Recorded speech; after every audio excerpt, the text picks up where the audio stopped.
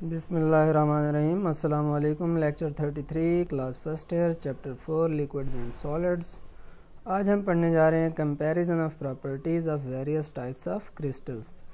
हम चारों किस्म की क्रिस्टल्स पढ़ चुके हैं, आयोनिक, मॉलिक्यूलर, कोवेलेंट और मेटालिक। तो आज हम इनका कंपैरिजन देखते हैं।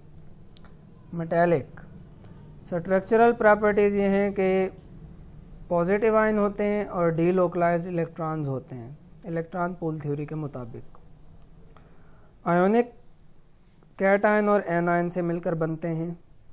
मॉलिक्यूलर जो है वो molecules atoms of noble gases, जैसा कि एग्जांपल दी गई है। मॉलिक्यूल से कंबाइन होता है इंटर मॉलिक्यूलर फोर्सेस के ज़रिए। कोवेलेंट एटॉमिक सॉलिड्स भी कहलाते हैं, एटम आपस में कंबाइन होते हैं। फोर्सेस कौन सी हैं?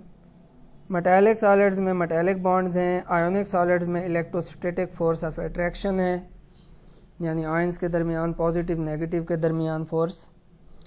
मॉलिक्यूलर सॉलिड्स में या तो लंडन डिस्पर्शन फोर्सेस होती हैं या डाइपोल हाइड्रोजन बॉन्डिंग वगैरह होती है। कोवेलेंट सॉलिड में कोवेलेंट बॉन्ड्स पाए जाते हैं। टिपिकल प्रॉपर्टीज़, हार्डनेस जो है वो वेरी करती है सॉफ्ट से वेरी हार्ड की तरफ मेटालिक सॉलिड्स में, यानी कुछ मेटालिक सॉलिड बहुत ज़्यादा सॉफ्ट भी हैं, जैसे सोडियम है, पोटाशियम है। Melting point varied from low to very high, melting point low से हाई की तरफ जाता है। लस्ट्रस हैं, मतलब चमकदार हैं। डक्टाइल हैं, मतलब तारों में चेंज कर सकते हैं। मेलिएबल हैं, शीटें बना सकते हैं। वेरी गुड कंडक्टर हैं हीट और इलेक्ट्रिसिटी के सारे। ये तो थे मेटालिक सॉलिड। अब आते हैं आयोनिक की तरफ। हार्ड है, moderate to very high melting point, दरमियाने दर्जे से लेके बहुत ही ज़्यादा हाई टेम्परेचर इसमें मौजूद है। नॉन कंडक्टर भी हैं ये इलेक्ट्रिसिटी के, लेकिन गुड इलेक्ट्रिकल कंडक्टर हैं अगर इनको पिघला लिया जाए या पानी में डाल दिया जाए। मॉलिक्यूलर सॉलिड सॉफ्ट हैं, लो मेल्टिंग पॉइंट है, non conductor of heat and electricity है, आसानी से उड़ जाते हैं। Sublime easily in many cases, आमतौर पर आसानी से सॉलिड से डायरेक्ट वेपर स्टेट में कन्वर्ट हो जाते हैं क्योंकि फोर्सेस इनमें बहुत ही वीक हैं। कोवेलेंट सॉलिड बहुत ही हार्ड है, बहुत ही ज़्यादा मेल्टिंग पॉइंट है, नॉन कंडक्टर ऑफ इलेक्ट्रिसिटी है। बाकी ये एग्जांपल्स दी हुई हैं, ये एग्जांपल्स हम पहले भी पढ़ चुके हैं। सोडियम, मैग्नीशियम वगैरह मेटल्स हैं। NaCl, NaNO3 वगैरह आयोनिक सॉलिड्स हैं। नोबल गैसेस CO2, P4, जब इनको सॉलिडिफाई कर लिया जाए तो ये मॉलिक्यूलर सॉलिड्स हैं। और कोवेलेंट सॉलिड में कार्बन और silicon carbide.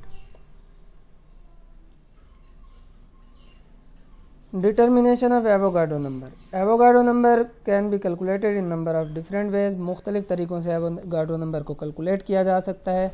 One of the most accurate method for determining this number is based on the study of crystalline solid। और सबसे जो बेहतरीन तरीका है वो ये है कि क्रिस्टलाइन सॉलिड्स की स्टडी करके इसको फाइंड आउट किया जा सकता है।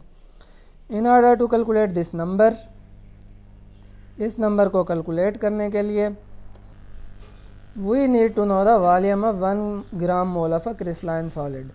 हमें एक तो 1 मोल की ज़रूरत है क्रिस्टलाइन सॉलिड के 1 मोल की। दूसरा हमें किस चीज़ की ज़रूरत है? डिस्टेंस बिटवीन इट्स एटम्स और ions in the crystal lattice. Crystal lattice में 2 आयंस के दरमियान का जो फासला है उसकी भी हमें ज़रूरत है। तो अब ये कहाँ से आएंगे, यह तरीका भी बताया जा रहा है यहाँ पे। Volume of 1 mole of a solid can be calculated from its density. 1 मोल का वॉल्यूम उसकी डेंसिटी के फार्मूले से हासिल किया जा सकता है।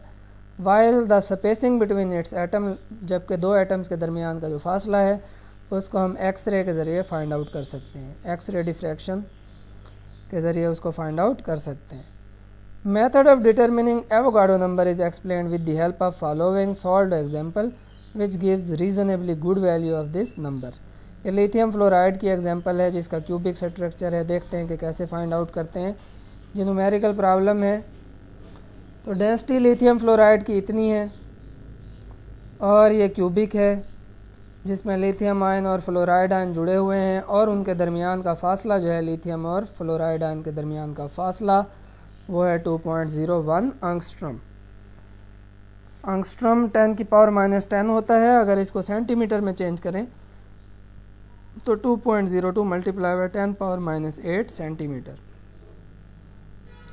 एवोगाड्रो नंबर कहता है कैलकुलेट करें। तो अब इसका सलूशन निकालते हैं। देखते हैं कि पहले कौन सी चीज़ें मौजूद हैं। Formula mass of lithium fluoride. Formula mass कहाँ से आएगा? लिथियम का मैस और फ्लोरीन का मैस, इसको जमा कर दें। ये लिथियम का एटॉमिक मैस है, ये फ्लोरीन का एटॉमिक मैस है, दोनों को जमा किया, ये फार्मूला मैस आ गया लिथियम फ्लोराइड का। डेंसिटी ऑफ लिथियम फ्लोराइड, ये डेंसिटी पहले से दी हुई है स्टेटमेंट में। डेंसिटी से हम वॉल्यूम फाइंड आउट कर सकते हैं। हमें पता है कि density is equal to mass over volume. Density is equal to mass over volume. अगर वॉल्यूम को इधर ले आएँ तो डेंसिटी इधर आ जाएगी।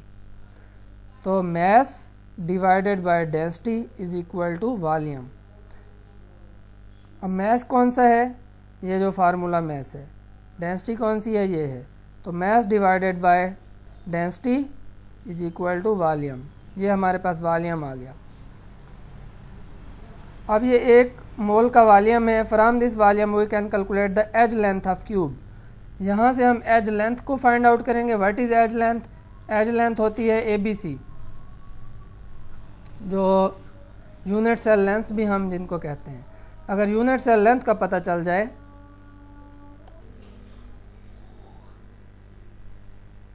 For this we suppose that 9.788 centimetre cube of lithium fluoride, that is 1 mole of lithium fluoride is present in the form of a cube. अब एज लेंथ को फाइंड आउट करने के लिए हम सपोज करते हैं कि ये जो 1 मोल है, 1 मोल का जो वॉल्यूम है लिथियम फ्लोराइड का, 1 मोल ऑफ लिथियम फ्लोराइड, ये क्यूब की फॉर्म में मौजूद है। तो अगर हम क्यूब, अब आपको पता है कि ये वॉल्यूम है, तो वॉल्यूम में 3 तरह की लेंथ्स होती हैं, A, B और C, यानी along x axis, along y axis और अलॉन्ग z एक्सिस। अगर हम उसका क्यूबिक रूट ले लें तो क्यूबिक रूट लेने से ये क्यूब ख़त्म हो जाएगा और एक लेंथ आ जाएगी और वो होगी एज लेंथ। तो अब हमने क्या किया? Edge length of the cube लेने के लिए हमने अपने वॉल्यूम का क्यूबिक रूट ले लिया।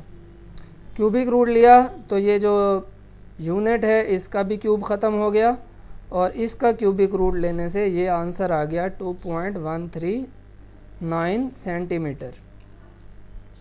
अब हमने देखना है कि इतने फासले के अंदर कितने लिथियम और फ्लोराइड आयन मौजूद हैं।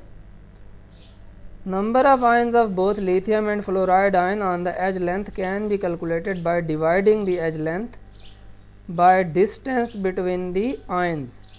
तो हमने क्या करना है कि इतने जो हमारे पास ये एज लेंथ है उसको हमने लिथियम और फ्लोरीन के दरमियान का जो फासला है उससे डिवाइड कर देंगे। तो number of lithium ion and fluoride ions along 1 edge length is equal to ये एज लेंथ का फासला और ये लिथियम और फ्लोरीन के दरमियान का फासला। तो देखते हैं कि इतने फासले में कितने लिथियम और फ्लोराइड आयन मौजूद हैं। तो डिवाइड कर दिया, 1.064 मल्टीप्लाई बाय 10 पावर 8 इतने लिथियम आयन और फ्लोराइड आयन इसमें मौजूद हैं एक एज लेंथ के फासले के अंदर। When we take the cube of these ions, अब ये एक एज लेंथ के आयन्स हैं, अगर हम इसका क्यूब ले लें तो total number of ions cube में आ जाएंगे। Total number of lithium fluoride of ions in the cube. हमने एक एज लेंथ का क्यूब लिया और इस तरह हमारे पास पूरी क्यूब के अंदर जितने भी लिथियम आयन और फ्लोराइड आयन हैं वो सारे आ गए।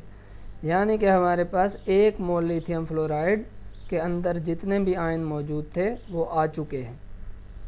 अब ये 2 आयन हैं, एक लिथियम आयन है, एक फ्लोराइड आयन है। अगर हम चाहते हैं कि किसी एक आयन की तादाद को फाइंड आउट करें तो सिंपल सा तरीका है कि लिथियम फ्लोराइड में 2 आयन हैं तो हम इसको 2 से डिवाइड कर देंगे। 2 से डिवाइड कर देंगे तो हमें आंसर जो मिलेगा वो होगा अकेले लिथियम आयन की तादाद या फिर अकेले फ्लोराइड आयन की तादाद। तो हमने कंबाइन जो आंसर था लिथियम और फ्लोराइड का उसको 2 से डिवाइड किया। अब ये सेपरेट आंसर आ चुका है। ये आंसर लिथियम आयन के लिए भी है और यही आंसर फ्लोराइड आयन के लिए भी है। तो दोनों जो हैं 6.02 मल्टीप्लाई बाय 10 पावर 23 तादाद में मौजूद हैं अलग अलग। तो अब आप देख रहे हैं कि किस तरह जो है हमने एवोगाड्रो नंबर को फाइंड आउट कर लिया। ये था जी आज का हमारा लेक्चर। उम्मीद है कि ये एग्जाम्पल भी आपको अच्छी तरह से समझ में आ गई होगी। इंशाल्लाह मिलते हैं नेक्स्ट लेक्चर में, तब तक के लिए अल्लाह हाफिज़।